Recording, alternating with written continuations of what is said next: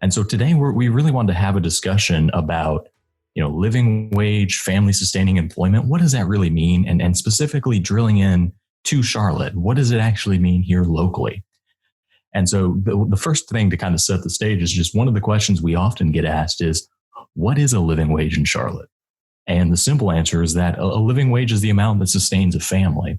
And so to think about it more about as a calculation that will enable a family, that whatever wage will enable them to meet their basic needs, which is why oftentimes you'll hear the terms living wage and family sustaining employment used interchangeably. And so part of that is the understanding that living wage is a means to an end, and it's a means to family sustaining employment.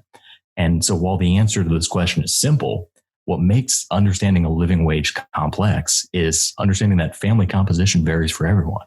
And so this makes it difficult for employers because two employees in the exact same role could have very different needs based on their family composition. And so on the screen, you can see just kind of those basic components of a living wage. What goes into it? The housing costs, food costs, transit costs, and then it depends on the number of people in the household. But adding even more complexity to this question is the impact of employer paid benefits and subsidies on a family's ability to meet the cost of these basic needs. And so generally speaking, there are three common pathways to a living wage, which is the wage only pathway. Think about it like an independent contractor, someone that doesn't receive employer paid benefits. That's a 1099 worker. A wage plus employer paid benefits, your general employees, salaried employees that get employer paid benefits.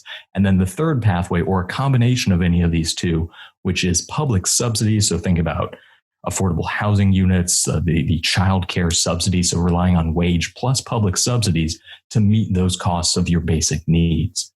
And so for this reason, the living wage, or the dollar amount paid to employees in terms of hourly wages, can actually decrease if the benefits are paid by the employer. So now that we kind of have this kind of baseline understanding of what is a living wage and the amount that will sustain a family, and we know it's a calculation, well, how do we calculate this number?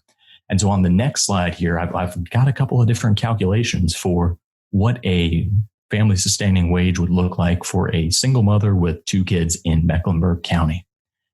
And so again, just to illustrate the complex nature of this calculation, this mother is relying on that third pathway we talked about, the public subsidy pathway. And the quick takeaway from what you see on the screen is that this individual, she is better off in terms of her ability to meet her basic needs, earning $18.25 an hour than she is earning $21 an hour. And so when you think about that, you may think, well, how can that be? And this is because of the impact of the benefits cliff, and that these public subsidies, you can see I've got over on the right-hand side, it's all documented, the WIC allotment, the Medicaid allowance, the child care allotment, and the food nutrition services allotment. At different income thresholds, some of these subsidies begin to go away. And so while she's earning more money in terms of her wage component of her living wage, her subsidy goes completely away. And so because of the benefits cliff, she really has to earn about $5 more to really make up for what she's lost in terms of her public subsidy. Because these subsidies aren't phased out over time, and because it's a hard line, if you earn an extra cent or an extra dollar more than that threshold, you're going to lose that entire subsidy. So this is that complex nature when employers are thinking about increasing their wages. Well, if you've got employees relying on public subsidies, it gets a lot more complicated than that. And you have to understand, again, family sustaining employment is based on circumstance. And so down at the bottom, I did just want to provide some high-level overview for what some of these numbers might look like for some example family compositions. The important thing to note here is that the wage numbers I have here assumes that the employer pays benefits. And if the employer wasn't providing those benefits and they had to rely on the public subsidies, you'd be subject to the benefits cliff example above, or you'd need those wage numbers to be about 30% higher to cover the cost of those employer paid benefits.